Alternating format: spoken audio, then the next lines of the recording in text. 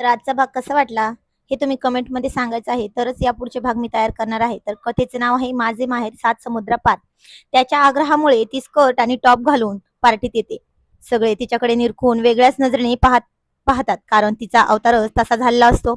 आता अद्वैत चिडून तिच्या समोर उभा राहतो आणि तिला म्हणाला, लहान मुलांची कपडे घालून आलीस का? थांब, मी तुला सांगतो कसे कपडे घालायचे. असे म्हणून तिला बाजूला घेऊन गेला. बाहेर पार्टीचा गोंधळ सुरू होता. अद्वैत तिला बाहेर कसे वागायचे हे चांगल्या प्रकारे समजावून सांगत होता. यावर कावेरीची जी अवस्था होती त्याची तिने कल्पना सुद्धा केली नव्हती. ही स्टोरी आहे एका गरीब कुटुंबात जन्मलेल्या कावेरीची. एका कपड्याच्या दुकानात काम करणाऱ्या साध्या मुलीपासून ते अमेरिकेच्या प्रवासापर्यंत तिचा संघर्ष, प्रेम आणि स्वप्नांच्या प्रवासांचा. तर चला मग पाहूया आपली भावनिक, रोमांचक आणि रोमॅन्टिक स्टोरी. माझे माहेर सात समुद्रापार मराठी कथा. भाग पहिला. मुंबईतल्या सगळ्यात मोठ्या आणि आलिशान शाही पैठणी आणि फॅशन मॉलमध्ये नेहमीप्रमाणेच ग्राहकांची तोबा गर्दी होती. महागड्या सिल्कच्या साड्या, टायलिंगची रोषणाई आणि श्रीमंतीचा थाट या सगळ्या झगमगाटात मॉलच्या एका कोपऱ्यात उभी होती कावेरी. अंगावर साधी कॉटनची साडी, कपाळावर छोटीशी टिकली आणि चेहऱ्यावर थकवा असूनही ग्राहकांसाठी असलेलं एक गोड हसू चेहऱ्यावर असायचं. घरी आजारी आई, लहान भावाच्या शिक्षणाची फी भरायची होती, म्हणून ती पदवीधर असूनही कावेरी इथे सेल्स गर्ल म्हणून काम करत होती. कावेरी ग्राहकांना नम्र आणि गोड आवाजात बोलायची. हो नक्कीच मॅडम, हा बघा लेटेस्ट डिझाईनचा काठपदर, हा रंग तुमच्यावर खूप खुलून दिसेल, अगदी नवीन स्टॉक आलाय कालच. तेवढ्यात मॉल मॅनेजर जोरात ओरडत म्हणतो, ए कावेरी, अगं चल लवकर, हातातील काम सोड आणि ही VIP सेक्शन मध्ये धाव घे. अमेरिकेहून खूप मोठे क्लायंट आलेत, साहेबांचे ओळखीचे आहेत, काही करून त्यांना नाराज करायचं नाही, चल पटकन. तर कावेरी मनातल्या मनात म्हणते, देवा, आता हे अमेरिकेचे VIP कोण? आधीच पाय खूप दुखून आलेत. ती मोठ्याने म्हणते, हो सर आलेच. तर कावेरी घाईघाईने VIP काउंटरमध्ये पोहोचते. तिथे सोफ्यावर एक 50च्या सुमारात असणारी महिला बसलेली होती. अंगावर ब्रँडेड कपडे, डोळ्यांवर ब्रँडेड गॉगल, हातात महागडी बॅग आणि चेहऱ्यावर एक प्रचंड अहंकार.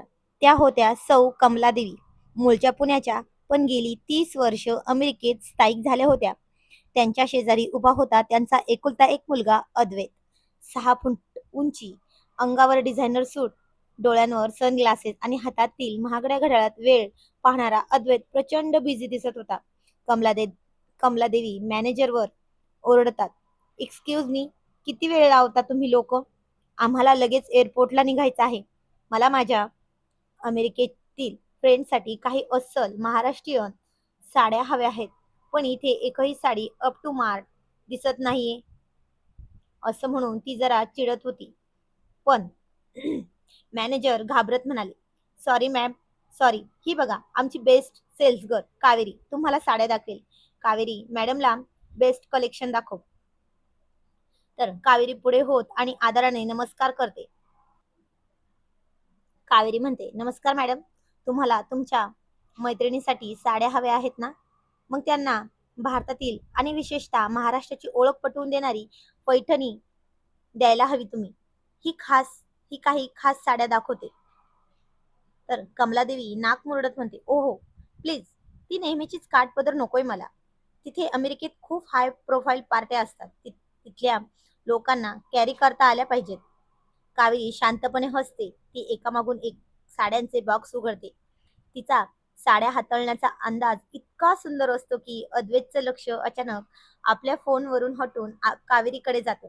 कावेरी एका निळ्या रंगाची अत्यंत नाजूक नक्षी असलेली पैठणी साडी हातात घेऊन कमलादेवींसमोर उभी राहते. कावेरी उत्साहाने म्हणते, मॅडम, हा बघा मोरपंखी रंग, यावर जी नक्षी आहे ना ती हाताने विणलेली आहे. यातलं जे जर आहे ते अस्सल चांदीच्या तारांवर सोन्याचा मुलामा देऊन बनवलं आहे. साडी वजनाला खूप हलकी आहे, पण जेव्हा ही साडी नेसून कोणी चालेल ना, तेव्हा अमेरिकेतल्या लखलखत्या लाईट्स मध्येही या पैठणीचा राजेशाही थाट उठून दिसेल. तुमची निवड पाहून तुमचे अमेरिकन मित्र थक्क होतील.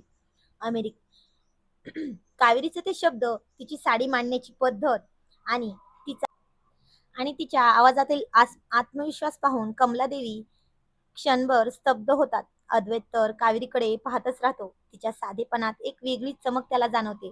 अद्वैत मनातल्या मनात म्हणतो, प्रचंड गर्दीच्या या मॉलमध्ये एवढी साधी मुलगी पण किती आत्मविश्वासाने बोलते. हिचे डोळे किती प्रामाणिक आहेत. कमलादेवी थोड्या मऊ पडत पण तरीही तोरा दाखवत म्हणतात, नॉट बॅड, चॉईस चांगली आहे तुझी. मला अशा 10 साड्या पॅक करून दे आणि हा बिल माझ्या कार्डवरून करा. कावेरी आनंदाने साड्या पॅक करायला घेते, पण तितक्यात तिथल्या दुसऱ्या एका जळकुट्या सेल्स गर्लने एक चाल खेळली असते. कमलादेवीचे महागडे हिऱ्यांचे ब्रेसलेट जे त्यांनी सोफ्यावर काढून ठेवलं होतं ते अचानक गायब होतं. कमलादेवी अचानक ओरडते, ओ माय गॉड, माझे डायमंडचं ब्रेसलेट कुठे गेलं? इथेच सोफ्यावर ठेवलं होतं मी. अद्वैत, माझे 20 लाखांचे ब्रेसलेट मिसिंग आहे. मॅनेजर घाबरून म्हणतो, काय मॅडम, नीट बघा, इथे तर कोणीच नाहीये, फक्त ही कावेरी साड्या दाखवत होती. मॅनेजर घाबरून म्हणतो, काय मॅडम, नीट बघा, इथे कोणीच नाहीये. तर ही फक्त कावेरी साड्याच दाखवत होती. मॅनेजर घाबरून म्हणतो. तर कमलादेवी कावेरीकडे रागाने पाहत म्हणतो, आय नो, हिनेच ते चोरलं असणार. मगासपासून साड्या दाखवण्याच्या बहाण्याने हिचे हात सोफ्याकडे जात होते. अशा गरीब मुली श्रीमंत ग्राहक पाहिले की हात साफ करतात. कावेरी डोळ्यात पाणी येतं, तर पण आवाज जरबच असतो तिचा. नाही मॅडम, मी गरीब जरूर आहे पण चोर नाही. माझ्यावर असा खोटा आळ आणू नका. तर कमलादेवी म्हणतात, शटअप, मॅनेजर हिची बॅग चेक करा आधी. मॅनेजर कावेरीची साधी बॅग जबरदस्तीने टेबलावर रिकामी करतो आणि काय आश्चर्य, त्या बॅगेतून 20 लाखांचं ते हिऱ्यांचं ब्रेसलेट खरोखर खाली पडतं. कावेरीचे पाय जमिनीला खिळतात. कमलादेवीला राग अनावर होतो आणि त्या कावेरीवर हात उचलतात. तितक्यात एक खंबीर हात मध्ये येतो आणि कमलादेवी हात हवेत थांबतो. तो हात दुसरा कुणाचा नसून अद्वैतचा असतो. अद्वैत गंभीर आणि कडक आवाजात म्हणतो, थांब मॉम, हिने चोरी केलीच नाहीये. कावेरी रडत अद्वैतकडे पाहत म्हणते, सर, सर, मी चोरी केली नाही. आणि अद्वैत म्हणतो, मी मगासपासून हिच्याकडे पाहत आहे. हिचे लक्ष फक्त साड्यांवर होतं. आणि मॅनेजर, तुमच्या मॉलमध्ये सीसीटीव्ही कॅमेरे आहेत, जरा नीट चेक करा. कोणीतरी हिच्या बॅगेत ते ब्रेसलेट जाणीवपूर्वक टाकले असा मला संशय आहे. अद्वैतच्या या शब्दांनी मॉलमध्ये एकच शांतता पसरते. कावेरीच्या डोळ्यातल्या अश्रूच्या मागे आता अद्वैत बद्दल कृतज्ञता दिसत होती. पण कावेरीला कुठे माहित होतं की पुढं खूप काही मोठं होणार आहे. मॉलच्या फुटेजमध्ये स्पष्ट दिसत होतं की बाजूला उभ्या असलेल्या दुसऱ्या एका जळकुट्या सेल्सकरने गर्दीचा फायदा घेऊन कमलादेवींचं हिऱ्याचं ब्रेसलेट चोरून गपचूप कावेरीच्या बॅगमध्ये सरकवलं होतं. खरी चोर रंगेहात सापडणार. मॅनेजरने तिची लायकी काढून तिला पोलिसांच्या हवाली केलं. कावेरीच्या डोळ्यातले अश्रू आता तिच्या निष्पापपणाची साक्ष देत होते. कमलादेवी ब्रेसलेट हातात घेत थोड्या मऊ पडत पण तोरा दाखवत म्हणल्या, ओहो, तर हिने चोरी नव्हती केली. ठीक आहे, माय मिस्टेक.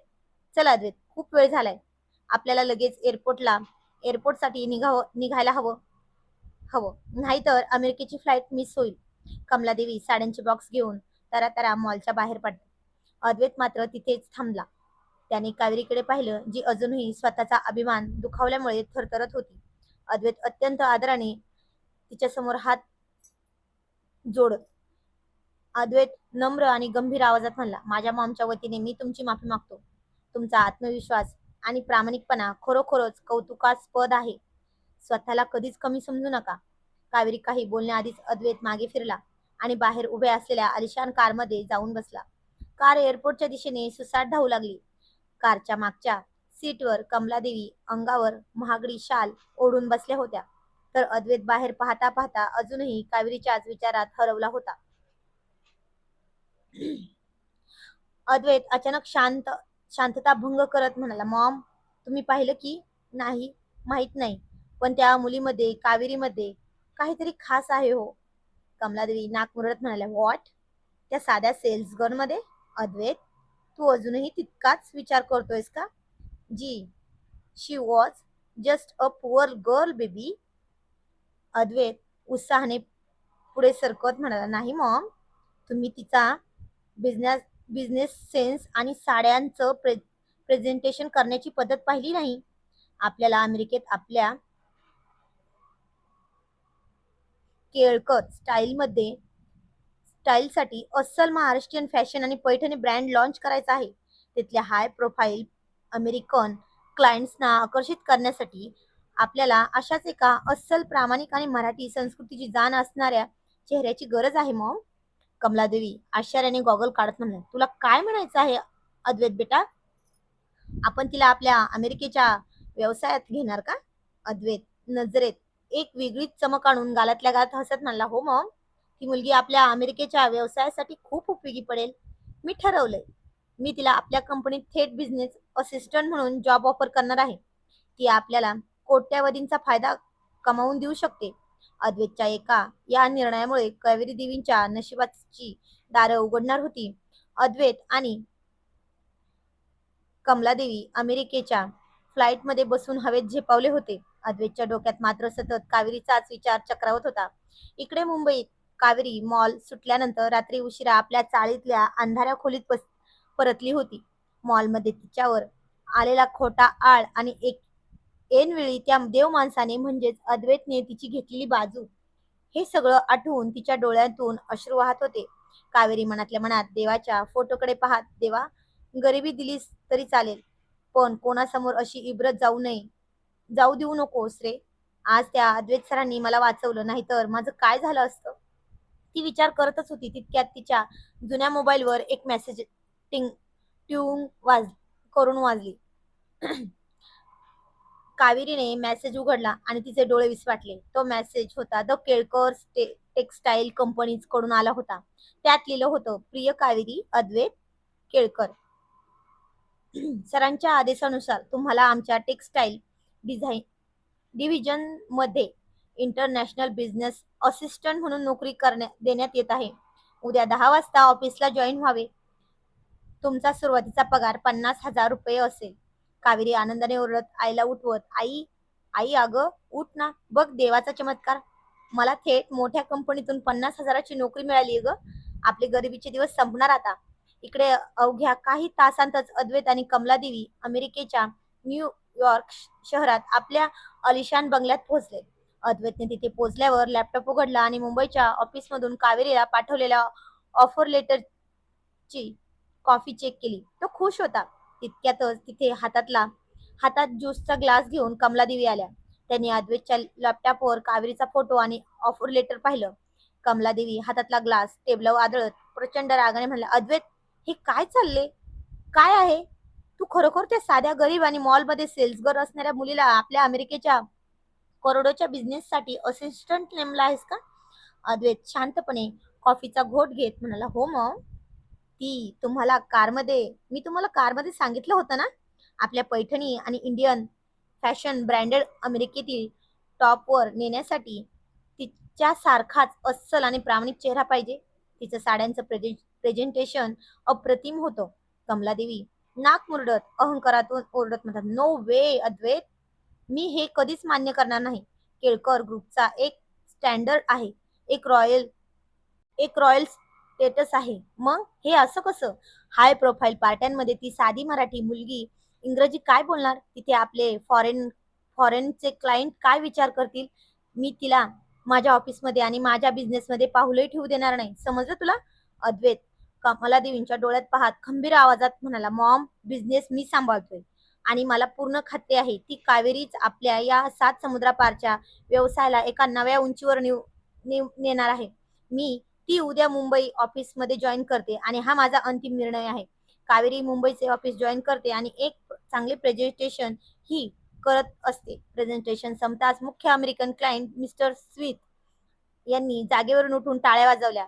मिस्टर स्मिथ उत्साहाने, अद्वैत अद्वैत, तुझी ही नवीन असिस्टंट खरोखरच जिनियस आहे रे.